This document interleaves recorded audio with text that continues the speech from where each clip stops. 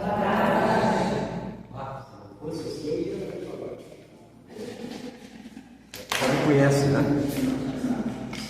Então quero agradecer o doutrinário da casa por mais uma oportunidade de nós estarmos juntos e fazer essa troca que é muito importante para nós, para quem vem aqui falar, e para todos nós que estamos reunidos. O tema que nos foi sugerido, e nós pegamos como fonte o Evangelho, o Livro dos Espíritos, é sobre reencarnação. E todos que estudam, são simpatizantes da doutrina, quando a gente começa a estudar, no início, a gente tem uma noção do que seja a reencarnação. Nesse intercâmbio que é feito entre as casas espíritas, em que a gente faz as visitas e somos visitados, o doutrinário da casa nos liga no WhatsApp e pergunta se a gente pode, quando elas terminam de falar, a gente fala, por que não me chamaram mais cedo? A gente gosta tanto de estar lá nessa casa lá. E a gente, conversando com o doutrinário que nos convida, sugere um tema, dá um friozinho na barriga, que é natural. Quem eu vou encontrar lá no auditório, lá na sala? Irmãos? E aí a gente faz uma viagem, se prepara na escuta, e vem aqui na frente, e passa aquele frio, e cada uma de vocês, assim, eu agradecia a Sabina, minhas irmãs, longas caminhadas, nos sustenta, e quando a gente entra ali, o pessoal não percebe como estou. Por que eu fiz essa introdução? Guardadas as proporções, a encarnação é mais ou menos isso. Nós estamos num determinado lugar, alguém nos convida para participar do momento. E geralmente aqueles que nos acompanham são irmãos nossos. E dá um frio na barriga da gente quando a gente diz, mas eu vou ter que voltar de novo no corpo, começar tudo de novo. Porque a gente sabe que a gente já veio várias vezes, e cada vez que a gente vem, a gente aprende um pouquinho, mesmo que quando volta, não volta como completista, que nem Sandra disse. Completista é aquele espírito que volta 90% do que ele planejou antes dele encarnar, ele volta e olha, conseguiu, vai dar tudo isso. E não tem como falar de reencarnação sem nós falarmos dos compromissos.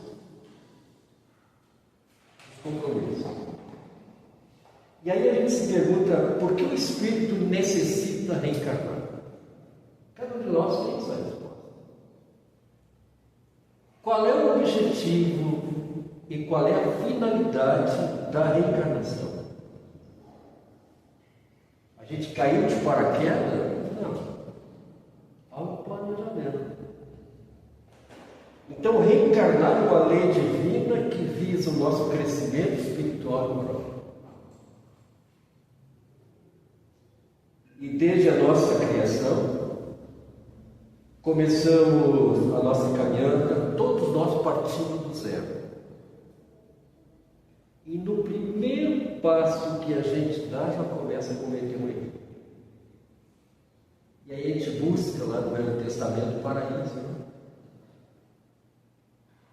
Estavam tão bem lá na Eva, segundo o Velho Testamento, a Igreja Católica, tinha respeito. Né? Tinha a Eva que pegar naquela flor e fazer a gente passar, e olha a maldade. Tinha, por que a Eva? Por que não Adão? Como hoje é até assim, né? privilegiar os homens, os privilégios das mulheres. Então já começamos a errar ali. Depois os lados de capela, a gente estudando, a gente vê que é uma analogia, um simbolismo. Então a gente já começa a errar. Porque todo mundo começou simples e ignorante. E o que faz fazer com que a nossa reencarnação realmente ela seja condizente com aquilo que a gente se propôs? O amor vai ser a moda que vai fazer com que nós possamos com ele poder, com aqueles que a gente convive ou vai conviver, poder cuidar, sanar, resolver, melhorar todas as nossas condições. E aí a gente chega à conclusão, através dos estudos, que a gente não consegue reparar nossos débitos sozinhos. Até porque nós provocamos ou foi provocado em nós essas dificuldades, as vicissitudes. Então a gente não consegue reparar esses débitos sozinhos. E a gente traça um destino. Pessoal, não estou gritando, não? Tá bom assim? Tá vendo? Então, souberam aqui, então, reservado. Então a gente programa o nosso destino. Quem vai vir com a gente? Quem vai morar com a gente? Quem vai nos aceitar? Assim quanto a gente é convidado para vir aqui falar quem vai nos ouvir. Se vamos aprovar. Não está metendo em nada. Então a gente traz um destino. Mas o interessante é que esse destino, na maior parte das vezes, a gente muda. Quando a gente fica. Porque a gente ouve muito dizer que na doutrina espírita não existe determinismo. E é verdade. Aliás, uma única vez há um determinismo. É que nós somos quadrados a ser felizes. Leve o tempo que levar. Nós um dia vamos ser felizes. Determinismo é um programa para, nessa encarnação, ficar com a Sabina, ter um auxílio. Só que antes da Sabina conhecer a Luísa. Mudou tudo isso. E acontece. E aí, mas eu um dia deixarei de estar com a Sabina? Não, ela pode ir com filha, pode ir com irmão, com uma outra pessoa. Mas no meu planejamento estava lá planejado. Vai casar com a Sabina, vai ter tantos filhos. Então a gente muda o nosso destino. E a doutrina espírita, ela abre horizontes para compreender o nosso papel como espírito imortal. Então, na jornada que nós vamos ter, a nossa jornada evolutiva. E na questão 132 do Livro dos Espíritos, dos alunos, aliás, não tem como fugir, falar em reencarnação. Kardec pergunta qual é o objetivo da encarnação dos Espíritos. E a gente, às vezes, a gente corre e lê. Sabina, tem que ler. Eu falo a Sabina, me perdoe, porque a Sabina é uma velha conhecida, somos da Casa Espírita lá de Esteio, Allan Kardec, que é o Recife. Parece que está começando a trabalhar aqui, trabalhar por agora. Então, qual é o objetivo da encarnação dos Espíritos? Os Espíritos respondem: Deus a impõe com o fim de levá-los à perfeição. Esse é o objetivo da encarnação. Para uns é expiação, para outros é uma missão. Mas para que tudo isso aconteça, do planejamento, do reencarne, mergulhando na carne, tentar espiar ou através da missão aqui está precisa do corpo.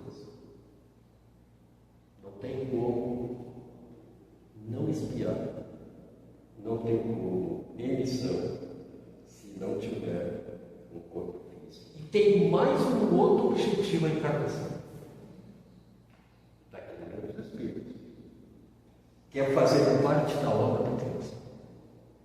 Como assim?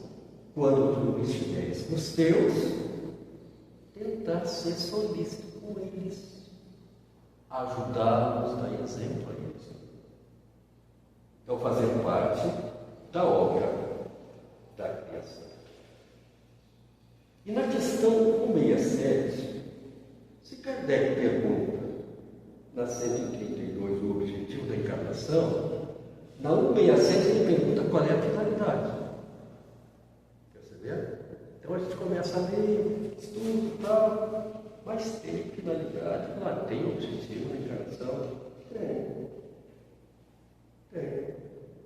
Qual é a finalidade? Qual é o fim? Para quê? Melhoramento do espírito. Então o objetivo é eu vir através da expiação para reparar os meus erros, para fazer parte da criação, ou talvez missão, que não é o caso. Esse é o objetivo. Agora, a finalidade, melhoramento do espírito. Melhoramento progressivo da humanidade, sem o que, onde estaria a justiça, diz os Espíritos para nós. Então, a principal diferença de finalidade é o propósito, ou a razão. Enquanto o objetivo é resultado específico. O que eu estou aqui com essa família, o que eu devo fazer? Era meu algoz de ontem? Era meu algoz de ontem? Era. O que eu devo, então, agora com ele fazer? Trabalhar. O que fazer? Na questão 133, Kardec pergunta: os espíritos que desde o princípio seguiram o caminho do bem, têm necessidade de encarnar? Ora, já são espíritos que estão sempre no caminho do bem. Por que não fica lá na erraticidade, né? Trabalhando, descansando? Por que tem que encarnar? E os espíritos respondem: todos são criados simples e ignorantes e se instruem através das lutas e tribulações da vida corporal. Não podia fazer Deus feliz algum sem penas, sem trabalhos, por conseguinte, não teria mérito. Mesmo aqueles que fazem o bem quando encarnam, há necessidade de estarem aqui para continuar fazendo mais bem para quem? Para nós, através do exemplo. E na questão 133A, Kardec, não satisfeito, ele pergunta: mas então de que servem os espíritos seguir o caminho do bem? Já são bons. Já estão encarnando, então para que serve? Se isso não os isenta das penas da vida corporal. Kardec era danado, né? Estão todos bem, está tudo tranquilo, todo mundo falando, está no amor, tudo tranquilo. Para quê? Para que servir o caminho do bem? Porque eles por si só já fazem o bem. Se isso não os isenta das penas da vida corporal, por que eles têm que mergulhar na carne? Vir para o planeta, expiações e provas? Qual é a moral? Essa moral é muito. Qual é a moral? Diz os Espíritos: chegam mais depressa ao alvo. Que alvo? A perfeição moral. Quanto mais aprimorado o Espírito, não passará pelos tormentos que originam esses defeitos. Quanto mais endurecido, mais sofrimento. Quanto mais endurecido, mais sofrimento. Mas como é que é o preparo da nossa reencarnação? Como é que é o processo? A gente estuda na casa. O processo irá variar conforme a necessidade de cada um. Se alguém perguntaria: Flávio, quando tu desencarnar, para onde é que tu vai? Eu não sei. Porque eu me conheço. Então, há um conjunto de situações necessárias para o bem comum. Aquele planejamento perfeito. companheiro, filho, aqueles nossos pais que vamos receber, todo um processo, todo um destino traçado. Eu posso reencarnar numa família em que todos os espíritos são amorosos? Se eu for um espírito extremamente endurecido, provavelmente eu vou reencarnar. E o objetivo? Aprender. E eles terão paciência de me ensinar que se eu reencarnar numa família que todo mundo, que nem diz a Sabina, não são boa-vistas, vai dar problema. Mas vou ter que voltar de novo. Até se aceitar. Agora dizem os espíritos para cá. Ocorre às vezes que a gente chega compulsoriamente na marra. Porque nós não temos, às vezes, condições de discernir o certo e o errado diante do nosso estado psicológico, da onde a gente se encontra. E a espiritualidade faz todo o planejamento para nós, nos coloca naquela família. E aí a gente diz assim, nossa, aqueles pais tão amorosos, aquele filho tão revoltado, ou aquele filho que se dão um exemplo, nem parece que tem os pais que têm. Vieram aqui, tem que aprender compulsoriamente. Porque muitas vezes o espírito vem sem condições de compreender, de elaborar o seu planejamento. Todos nós, eu acredito, tenho certeza absoluta, que todos fizeram seu planejamento para hoje estar aqui. Então não adianta reclamar dele e dela. Tem que trabalhar. Então, vamos entender de verdade a oportunidade que essa encarnação vai nos trazer. Será que nós temos a noção verdadeiramente do que a gente está fazendo nesse momento do planeta Terra? Com esse corpo físico? Será que eu entendo, eu compreendo, eu estudo, eu leio, a gente tem cursos? Será que eu entendo verdadeiramente o que é a reencarnação? Essa bênção que Deus proporciona para cada um de nós? Eu estou começando a entender, mas então o medo está te fechando. Se a maior parte está passando, se tu buscar uma folha corrida, tu vai ver que está tudo lá que tu concordou. Assim não teu papel. No capítulo 4 do Livro dos Espíritos, ali temos o entendimento da encarnação sobre a justiça da reencarnação. O entendimento e a justiça. E na questão 222 do Livro dos Espíritos, que é um texto enorme. Dentre eles, lá está escrito, alguém pergunta para Kardec, não é novo o dogma da reencarnação? Então, ressuscitaram a doutrina de Pitágoras? Pergunta para Kardec. Kardec responde, nunca dissemos ser de invenção moderna a doutrina dos espíritos. Ele escreve, ou melhor, os espíritos respondem para Kardec. Que a doutrina espírita, essa comunicação entre o mundo visível e o mundo invisível, não começou com a doutrina espírita. Desde que o mundo é mundo. Lá em Deuteronômio, quarto livro de Moisés, ele proíbe que nós, na época, quando os hebreus, em busca da terra prometida, não invocassem os mortos.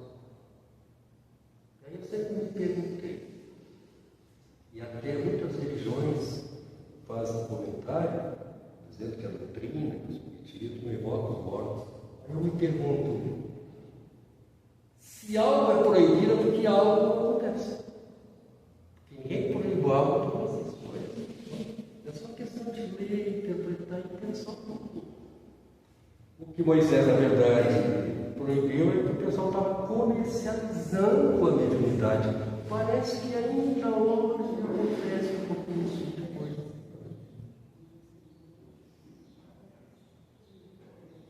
A doutrina dos Pitágoras era uma combinação de filosofia, matemática e religião.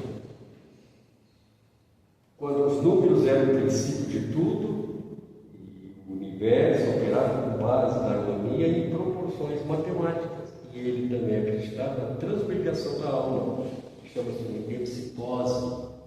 Essa era a doutrina de Pitágoras. Por isso perguntaram para ele: mas a reencarnação que você está falando aí a gente já ouviu desde o tempo de Pitágoras.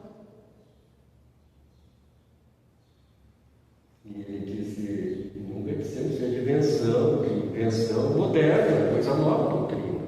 A reencarnação sempre existiu, não com esse nome. O budismo, o hinduísmo e tantas outras. E outras tantas que ainda nessa migração ainda dizem, tem lá nos seus livros, que não cabe a nós aqui, que tanto voltam no novo corpo, espírito, no corpo de animal como no ser humano. Os druidas, baseados na filosofia natural, eram uma classe erudita de sacerdotes, juízes, conselheiros. Sociedades celtas da Gália no Oriente já traziam essa ideia da reencarnação. E vocês sabem, claro que sabem, que o seu Dom Allan Kardec foi pelo seu mentor dito para ele tomar esse nome, esse pseudônimo, porque há 100 anos atrás ele era um druida lá na Gália.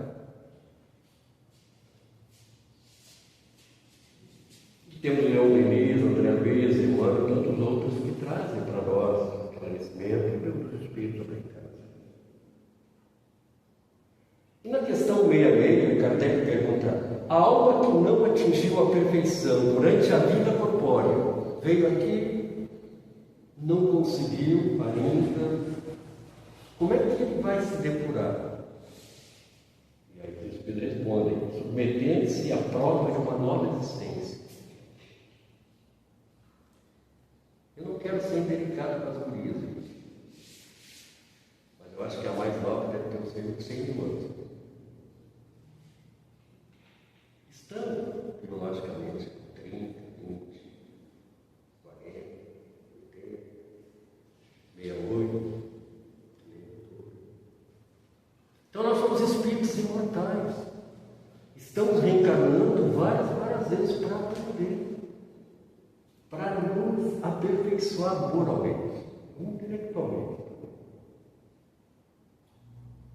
Então, quando Kardec pergunta se a alma não atingiu a perfeição durante a vida corpórea, então acaba de depurar-se, reencarnar de novo. Falar de mim, eu acho que eu vou precisar de mais uns bilhões de anos.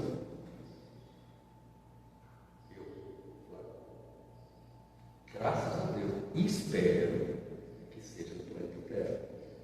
Mas do jeito que está indo, eu acho que não vai ser. Porque o padrão vibratório ainda é expiação de prova. Uma Terra está entrando no processo de regeneração. Mas quando vier de novo, vamos para cá. Vou ir para um outro planeta de expiação de prova. Quando não, é mentira. E na questão 666A, pergunta Kardec: como realiza a reencarnação, essa nova existência, pela sua transformação como espírito? Como é que acontece? Reencarnou, voltou, vai ter que. Como é que funciona? E os espíritos respondem: ao se depurar, a alma sofre sem dúvida uma transformação, mas para isso necessita da prova da vida corpórea. Ninguém consegue, perfeito que é o Espírito, que somos nós, nos transformar sem o corpo físico. Por quê? Imagina aquele que está no nosso braço, que a gente ama, dá vontade de piscar e amassar aquele bebezinho. Se nós não tivéssemos a bênção da reencarnação, tivesse ele no braço e dissesse: não, pode ser. Diante dele, esse espírito comigo reencarnar no corpo e eu não saber quem vem, sei que é meu irmão, filho de Deus, mas não sei se não foi igual ao outro. Mas eu recebo um amor para cuidar e educar. Por isso que eu preciso de um corpo físico, porque essa gaiola que eu estou graças a Deus, a gente tem essa gaiola de nosso corpo físico, permite que nós possamos juntos com aqueles que a gente pisou, foi pisado, poder juntos se moldar e se melhorar. Esse é o objetivo da reencarnação. E é a justiça de Deus. E aí a gente estudando sobre reencarnação, a gente vai agradecendo pela oportunidade que a gente tem. E quando a gente está diante do fato de alguém junto conosco, na nossa família, e a gente tem vontade de não ser muito educado, quando a gente lembra que a gente tem a oportunidade de reencarnar, a gente conta para Deus. Isso não é ser suficiente entender que o outro ainda não entendeu aquilo que parece que eu estou começando a entender.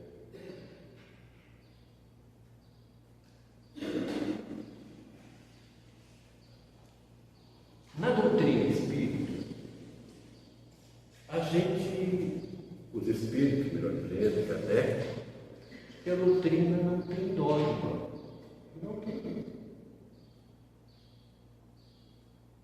Não tem ritual. Não tem. Aí na questão 7.1, não é bom a gente estudar de contrário.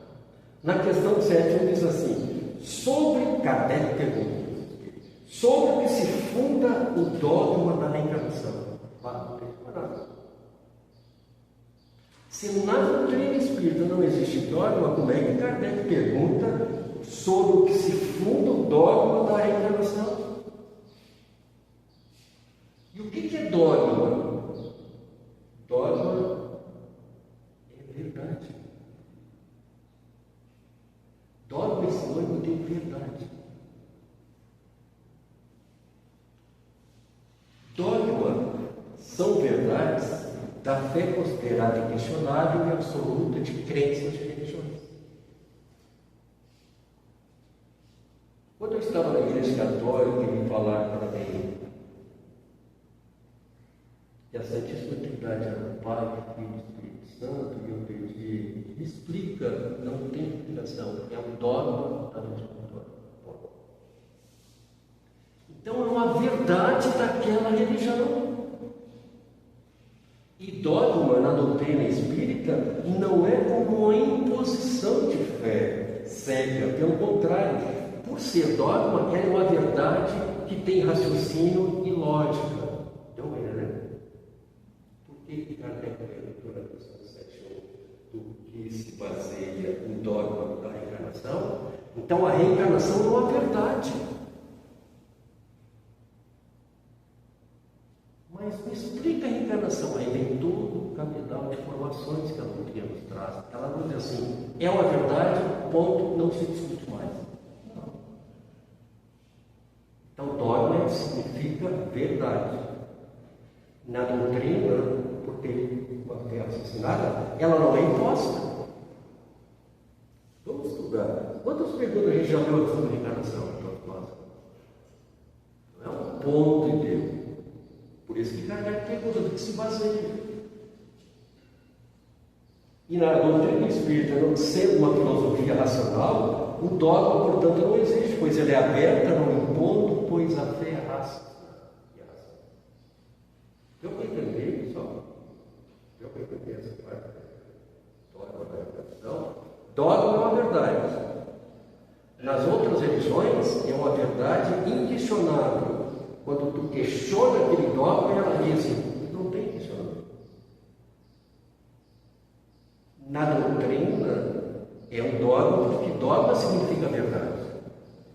Mas ela traz um cabedal de informações por fé e por raciocínio, algo lógico. Por que a gente reencarna? Por que eu venho com o outro? Por que eu reencarno num outro planeta, no outro nesse planeta? Por que eu caso com esse, caso com aquele? Por que eu me relaciono? Por que o meu filho é esse? Reencarnação.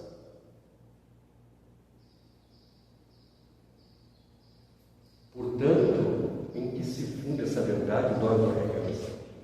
A doutrina nos explica. Se funda na justiça de Deus e na revelação.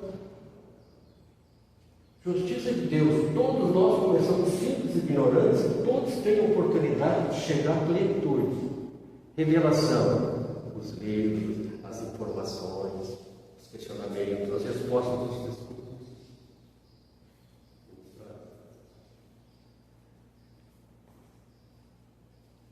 Os Espíritos dizem: um bom pai jamais fecha a porta para o arrependimento do seu filho. Essa é a reencarnação que nos traz conhecimento. As horas passam rápido, né? Claro, filho.